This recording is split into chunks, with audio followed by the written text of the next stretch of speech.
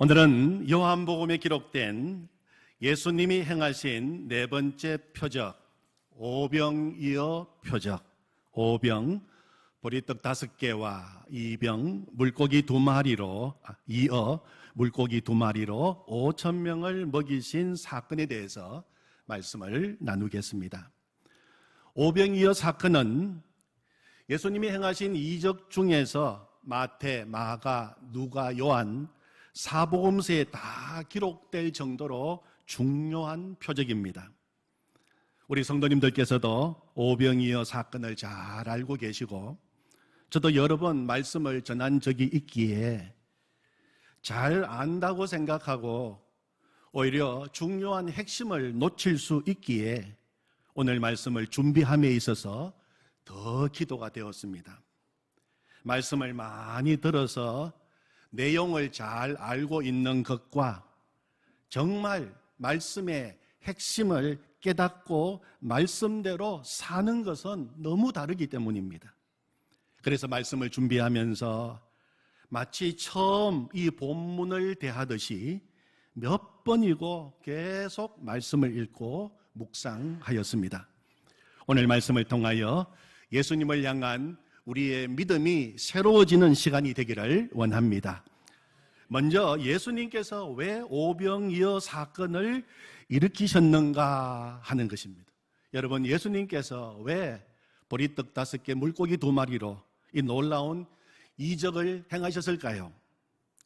그 동기가 바로 우리를 불쌍히 여기시는 예수님의 사랑의 마음에서 나왔습니다.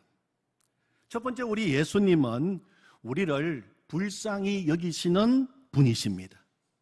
위로의 주님이십니다. 위로의 주님이십니다. 오늘 읽은 요한복음 6장과 동일한 오병이어 사건을 기록하고 있는 마가복음 6장에 보면 예수님께서 오병이어 이적을 행하신 동기가 분명하게 나옵니다. 마가복음 6장 34절에 보면 예수께서 나오사 큰 무리를 보시고 그 목자 없는 양 같음으로 인하여 불쌍히 여기사, 그리고 오병이어 사건이 기록됩니다. 예수께서 나오사 큰 무리를 보시고 그 목자 없는 양 같음으로 인하여 불쌍히 여기사. 예수님께서는 자기에게 나오는 큰 무리를 보셨어요. 그런데 그 무리들이 예수님께는 목자 없는 양같이 보였어요. 그래서 불쌍히 여기셨습니다. 목자 없는 양은 이리저리 방황하고 헤매고 있는 불쌍한 양입니다. 양은 목자가 있어야 살아갈 수 있습니다. 목자 없는 양은 순간순간 생명의 위협을 받습니다. 사나운 짐승이 그냥 두지 않습니다. 호시탐탐 양을 공격할 기회를 노리고 있습니다. 그렇다고 목자 없는 양은 자기를 지킬 능력도 없습니다. 양은 스스로 풀이 있는 목초지, 물이 있는 곳을 찾아가지도 못합니다. 설령 목초지로 시냇 물가로 찾아간다 하더라도 목자 없는 그곳은 더 위험한 곳입니다. 사나운 짐승들이 먹이를 노리고 몰려드는 장소이기 때문입니다. 양은 목자가 있어야 보호를 받을 수 있고 인도를 받을 수 있습니다. 목자 없는 양은 죽음이 그를 기다리고 있습니다. 죽는 것은 시간 문제입니다. 우리 예수님께서는 따라오는 수많은 무리를 보실 때 그들을 목자 없는 양으로 보셨습니다. 그리고 불쌍히 여기셨어요. 이 불쌍히 여긴다, 헬라어 원어의 뜻은 애가 끓는다. 이 애자는 장자, 이 장을 이야기합니다. 애가 탄다, 장자가 뒤틀리는 아픔을 느낄 때 사용하는 말입니다. 영어 성경에서는 compassion이라고 하는 단어를 사용했습니다. compassion은 come, 함께, passion, 고난을 겪는다. 그래서 함께 고난을 겪는다는 의미입니다. 예수님은 무리를 보실 때 목자 없는 양같이 고생하고 기진한 그 모습을 보시고 애가 타시고 창자가 끊어지는 듯한 아픔을 느끼셨습니다. 하나님의 형상대로 지음을 받은 인생들이 하나님이 주시는 축복을 마음껏 누리면서 살아야 하는데 죄로 인하여 사탄의 종이 되어 저주의 인생을 살고 있으니 우리 주님의 마음이 너무 고통스러우신 것입니다. 하나님을 떠나 죄 가운데 사는 인생을 한마디로 표현하면 목자 없는 양입니다. 그래서 우리 예수님께서 선한 목자로 이 땅에 오신 것입니다. 선한 목자이신 예수님, 우리 인생을 불쌍히 여기시는 그 마음으로 인하여서 오병이어의 이적을 일으키시게 된 것입니다. 사복음서를 읽어가면 예수님의 생애를 증언하면서 많이 나타나고 있는 표현 가운데 하나가 예수께서 불쌍히 여기시더라 하는 표현입니다. 마가복음 6장 외에도 몇 군데를 보면 마태복음 14장 14절 예수께서 나오사 큰 무리를 보시고 불쌍히 여기사 병자를 고쳐 주시니라. 마태복음 15장 32절 예수께서 제자들을 불러 이르시되 내가 무리를 불쌍히 여기노라.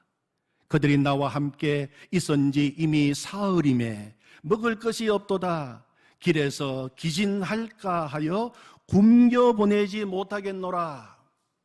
누가복음 7장 13절 주께서 과부를 보시고 불쌍히 여기사 울지 말라 하시고, 예수님께서는 이 땅에 오셔서 고난당하는 사람, 연약한 사람, 아파하는 사람, 굶주린 사람들을 불쌍히 여기셨습니다. 그들이 당하는 고통을 마치 주님 자신이 당하신 고통처럼 여기시고 그 고통을 함께 나누셨습니다. 그리고 그들의 마음을 만져주시고 위로해 주셨어요. 사랑하는 성도 여러분, 오늘 이 시간 마치 내 인생이 목자 없는 양같이 인생의 허무함, 공허함, 그리고 삶의 두려움, 외로움을 느끼고 있다면 예수님을 만나시기를 바랍니다. 선한 목자이신 주님을 만나야 됩니다. 저는 지난 주일 우리가 이 예배 시간에 같이 불렀던 주님과 같이 찬양을 주중에 다시 들으면서 마음에 큰 위로를 받았습니다. 주님과 같이 내 마음 만지시는 분은 없네. 오랜 세월 찾아 난 알았네. 내겐 주밖에 없네. 주잡이 강같이 흐르고 주 손길 치료하네. 고통받는 자녀 품으시니 주밖에 없네. 주님과 같이 내 마음 만지는 분은 없네. 오랜 세월 찾아 난 알았네. 내겐 주밖에 없네. 아멘.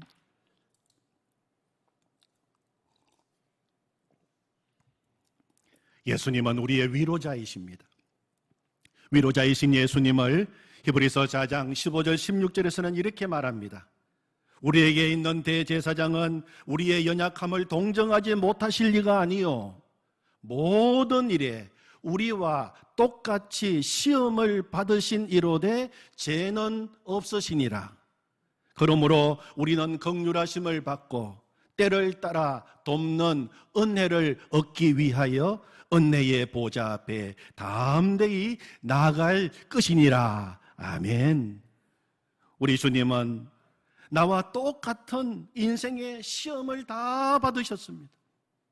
가난하셨고, 때로는 피곤하셨고, 때로는 배고프셨고, 눈물도 흘리셨고, 배신도 당하셨고, 수모와 멸시도 당하셨습니다.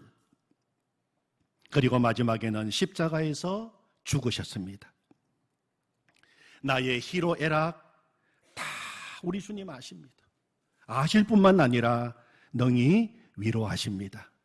오늘 이 자리가 위로의 주님을 만남으로 하늘의 위로와 긍휼과 때를 따라 돕는 은혜를 얻는 은혜의 보좌가 되기를 축원합니다. 아멘. 두 번째, 예수님은 능력의 주님이십니다. 능력의 주님이세요. 우리 예수님께서는 큰 무리가 자기에게로 오는 것을 보셨습니다. 예수님은 모든 것을 다 아시는 주님이시기에 지금 그들이 지쳐있고 굶주려 있는 것을 아셨습니다. 예수님은 빌립에게 물으셨습니다. 우리가 어디서 떡을 사서 이 사람들을 먹이겠느냐? 근데 여러분, 왜 예수님께서 12제자, 그 많은 제자 가운데서 하필이면 빌립에게 이렇게 질문을 던지셨다고 생각하십니까? 어떤 사람들은 빌립이 갈릴리 벳세다, 오늘 본문의 사건이 일어난 바로 그 동네 출신이기에 그래서 누구보다도 그 동네 지형과 사정과 형편을 잘 알고 있기 때문에 빌립에게 물어보신 것이다, 그렇게 설명하기도 합니다. 만약에 우리 예수님도 수많은 사람들을 먹여야 하는 문제 앞에서 당황하시고 어떻게 이 문제를 해결해야 할지 방법을 모르시고 그래서 아무래도 제자들 중에서 이 동네 출신인 빌립에게 물어보면 무슨 좋은 방법이 나오지 않을까 기대하시면서, 빌립아, 네가 이 동네 출신이니 네가 나가서 이 문제를 해결할 방법을 한번 찾아보아라 하셔서 빌립에게 물어보셨다면 그렇게 생각할 수 있어요. 그러나 빌립에게 질문을 던지시고 이어 나오는 주님의 말씀을 보면 이렇게 기록되어 있습니다. 이렇게 말씀하심은 친히 어떻게 하실지를 아시고 빌립을 시험하고자 하심이라. 그렇게 오늘 말씀에 기록이 되어 있습니다.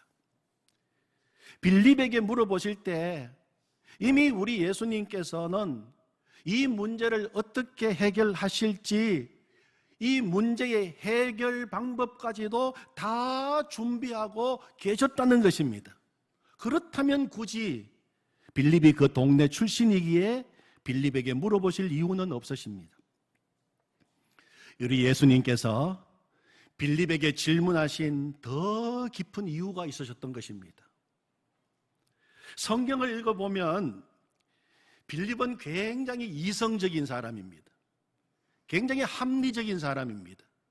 굉장히 계산이 빠른 사람입니다. 보십시오. 예수님께서 질문하시니까 이 많은 사람들 조금씩 떡을 주더라도 200데나리온의 떡이 필요합니다. 계산이 바로 나옵니다. 보통 머리가 빠른 사람이 아니에요. 확실한 증거를 보여주고 내가 납득하고 이해하도록 하면 그때 믿겠습니다. 그런 사람을 대표하는 사람이라고 말할 수 있어요. 요한복음 14장 말씀에 보면 빌립의 이름이 또 나옵니다. 예수님께서 너희는 마음에 근심하지 말라, 하나님을 믿으니 또 나를 믿어라. 내 아버지 집에 거할 곳이 많다. 아버지 집 천국에 대해서 말씀하시고, 그리고 말씀하시기를 내가 곧 길이요 진리요 생명이니 나로 말미암지 않고는 아버지께로 올 자가 없느니라. 그리고 너희가 나를 알았더라면 내 아버지도 알았으리로다. 그렇게 말씀하셨어요. 그러자 빌립이 예수님께 질문을 던집니다. 주여, 아버지를 우리에게 보여주십시오. 그리하면 족하겠나이다. 아버지를 보여주면 믿겠다는 것입니다. 그때 예수님께서 빌립아, 내가 이렇게 오랫동안 너희와 함께 있으되 네가 나를 알지 못하느냐? 나를 본 자는 아버지를 보았거늘 어찌하여 아버지를 보이라 하느냐? 그렇게 말씀하셨어요. 그동안 빌립은 예수님의 제자로 부르심을 받아서 3년 동안이나 예수님과 동행하면서 예수님으로부터 많은 말씀을 들었어요. 또 예수님이 행하신 수많은 기적과 표적도 가장 가까이에서 목격했던 사람, 그 기적의 현장에 있었던 사람이었습니다. 그렇지만 빌립은 여전히 믿음과 인간적인 생각 사이에서 갈등을 느끼고 방황하고 있던 사람이었습니다. 어떤 때는 믿음이 좋은 사람처럼 보였는데 또 어려운 문제를 만나면 그 문제를 인간적인 방법으로 계산하고 풀려고 하던 사람이었어요. 예수님은 계속 믿음에 대해서 말씀하시고 믿으면 보일 것이라고 수없이 말씀하셔도 여전히 보여주면 믿겠다고 하는 불신의 자리를 떠나지 못하고 있는 사람이 빌립이라고 말할 수 있습니다. 여러분, 빌립이 어떤 사람인지를 지금 제가 말씀을 드렸는데, 말씀을 들으면서 혹시 빌립이 나와 비슷하다 하는 생각이 드시는 분이 계십니까? 그러시다면 오늘 예수님께서 제자들 가운데 하필이면 빌립에게 물으셨던 그 질문이 바로 오늘 이 시간 나에게 하시는 질문이라고 한번 생각해 보시기를 바랍니다. 우리가 어디서 떡을 사서 이 사람들을 먹이겠느냐? 우리 예수님이 듣고 싶었던 대답이 무엇이겠습니까? 예수님은 하나님의 아들이십니다. 모든 것을 하실 수 있으십니다. 예수님은 물로 포도주를 만드셨습니다. 예수님은 죽어가는 왕의 신하의 아들을 말씀 한마디로 살리셨습니다. 예수님은 38년 된 병자도 살리셨습니다.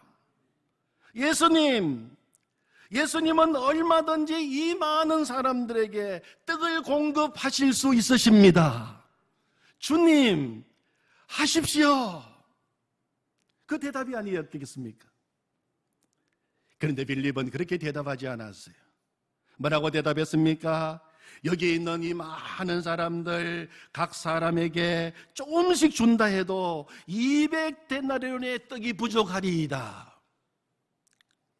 한 데나리온은 당시 하루 일당이었으니까 200데나리온의 돈은 적은 돈이 아닙니다. 지금 우리에게 그 많은 돈이 없는 거 주님 잘 하시지 않습니까? 설령 돈이 있다 하더라도 지금 어디 가서 갑자기 그 많은 떡을 구할 수 있겠습니까?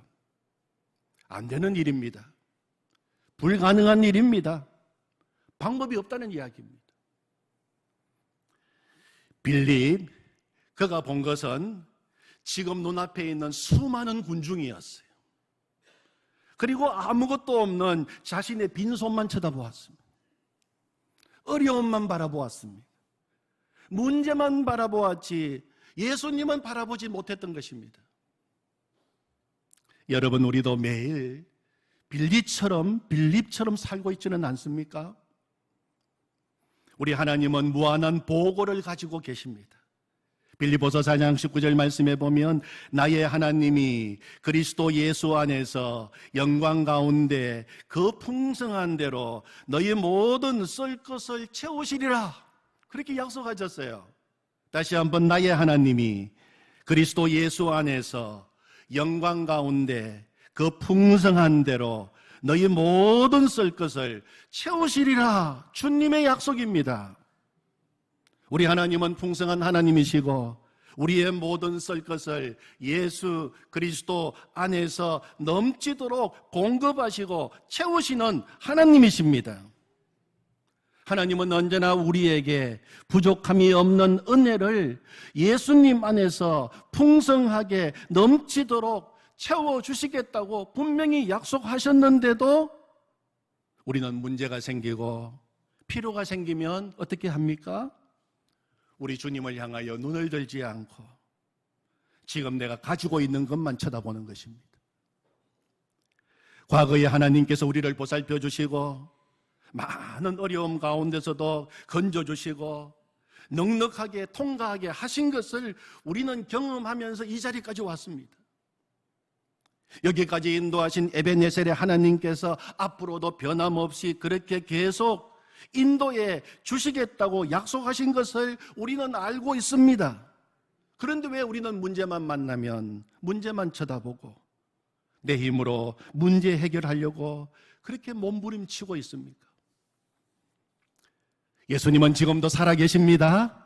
오병이어의 놀라운 이적을 행하신 예수님은 지금도 내 인생 가운데 계속해서 그런 역사를 일으키기를 원하고 계십니다. 여러분, 문제가 있으십니까? 먼저 예수님을 주님으로 인정하시기 바랍니다. 먼저 주님과의 관계를 점검하십시오. 그리고 문제에서 눈을 떼서 예수님을 바라보시기를 바랍니다. 예수님께 문제를 온전히 맡기는 것입니다.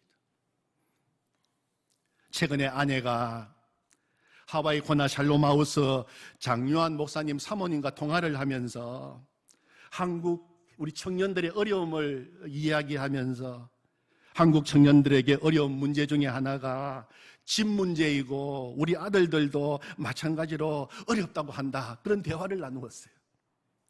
그랬더니 사모님께서 말씀하시기를 우리 말부터 바꾸자. 우리 말부터 바꾸자. 어렵다, 힘들다, 안 된다, 죽겠다 하지 말고 주님이 하신다. 주님이 역사하시면 된다. 우리 말부터 바꾸자. 그러시면서 그동안 사모님의 그 삶 가운데서 주님이 행하신 놀라운 일들을 간증하셨다는 이야기를 들었어요. 예전에 우리가 말씀을 나누면서 죽겠다 대신 말을 바꾸자 한 적이 있는데 기억이 나십니까?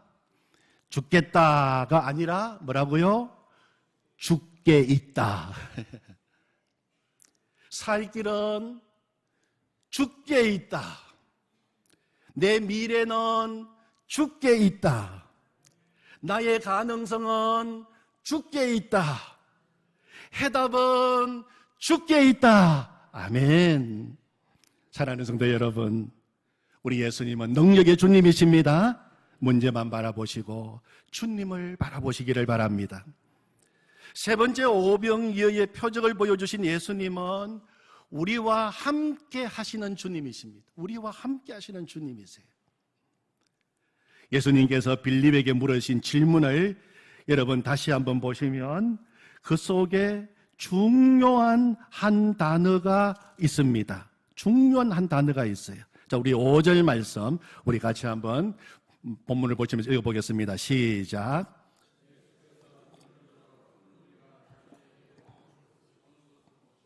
빌립에게 이르시되 우리가 어디서 떡을 사서 이 사람들을 먹이겠느냐 하시니. 여러분, 예수님이 하신 이 질문 가운데 우리가 놓치지 말아야 할 한 중요한 단어가 있어요. 우리가 어디서 떡을 사서 이 사람들을 먹이겠느냐. 어떤 단어입니까? 우리라고 하는 단어입니다. 우리라고 하는 단어예요. 우리가 어디서 떡을 사서 이 사람들을 먹이겠느냐. 우리라고 말씀하셨어요. 우리라고 말씀하신 이유는 그 속에 빌립만 들어가는 것이 아니라 제자들만 들어가는 것이 아니라 예수님도 함께 들어가시겠다는 것입니다. 예수님은 문제의 방관자가 아니라 문제에 개입하시고 문제에 함께 하시겠다는 것입니다. 우리 예수님은 이미 제자들이 염려하고 걱정하고 있는 문제를 잘 알고 계셨어요. 제자들이 이야기를 해서 아신 거 아닙니다. 먼저 알고 계셨습니다.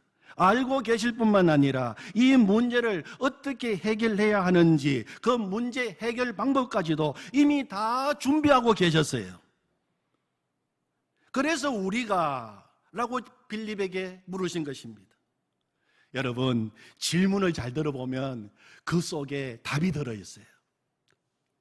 빌립이 예수님이 질문하실 때 주님의 질문을 정말 잘 들었으면 얼마나 좋았겠습니까? 예수님께서 빌립을 통해서 듣고 싶었던 대답이 무엇이었겠습니까? 예, 주님, 금방 우리라고 말씀하셨잖아요. 예수님이 이 문제에 함께 하시겠다고 말씀하셨잖아요. 아멘입니다. 능치 못하심이 없으신 주님께서 함께 하시겠다고 하시니 걱정 없습니다. 염려 없습니다. 이 문제 어렵고 복잡하고 내 힘으로 내 능력으로 안 되는 일이지만 우리 주님께서 같이 역사하시면 얼마든지 해결될 줄로 믿습니다. 주님 하십시오. 우리 주님은 그 대답 듣고 싶은 거예요. 우리 주님은 임마누엘이십니다. 예수님은 언제나 우리와 함께 하십니다. 빈들에도 함께 하시고 저물어가는 늦은 시간에도 함께 하시고 복잡한 문제로 어떻게 할지 몰라 고민할 때도 그때 예수님은 함께 하십니다. 오늘도 우리와 함께 계신 예수님, 나의 모든 문제를 다 알고 계심을 믿으십니까? 아멘. 예수님은 나보다도 나를 더 잘 아시는 주님이라고 우리가 지난 시간에 말씀을 나누었어요. 나보다도 나를 더 잘 알고 계시는 하나님, 내 인생 전체를 다 알고 계시고 인도하시는 주님, 알고 계실 뿐만 아니라 그 문제의 해답까지도 다 준비하고 계시는 주님, 그 주님을 믿으십니까? 그 주님이 내가 믿는 주님이십니다. 예수님은 우리 인생의 모든 문제의 해답이십니다. 예수님이 함께 하십니다. 예수님이면 됩니다. 예수님은 오병이어 이 사건을 통하여 그것을 우리에게 가르쳐주고 계시는 것입니다. 보십시오. 보리떡 5개, 물고기 2마리, 보잘것없는 것입니다. 그런데 그것이 주님 손에 올려주고 주님이 축사하시고 주님이 말씀하시니 장정만 해도 5,000명이나 되는 그 많은 사람들이 조금씩 먹는 것이 아니라 오늘 말씀에 보면 마음껏 먹었어요. 배불리 먹었어요. 원하는 대로 먹고도 12바구니가 남는 역사가 일어나게 된 것입니다. 비록 작은 것, 적은 것이라 할지라도 우리 주님이 함께 하시면, 우리 주님이 거기에 손을 대시면 우리의 한계를 뛰어넘어 나의 역사가 아니라 이제는 누구의 역사입니까? 주님의 역사가 일어나게 되는 것입니다. 우리 앞에 문제를 만날 때마다 늘 우리가 생각해야 될 중요한 질문이 있어요. 주님이 함께 하시면 어떻게 될 것인가?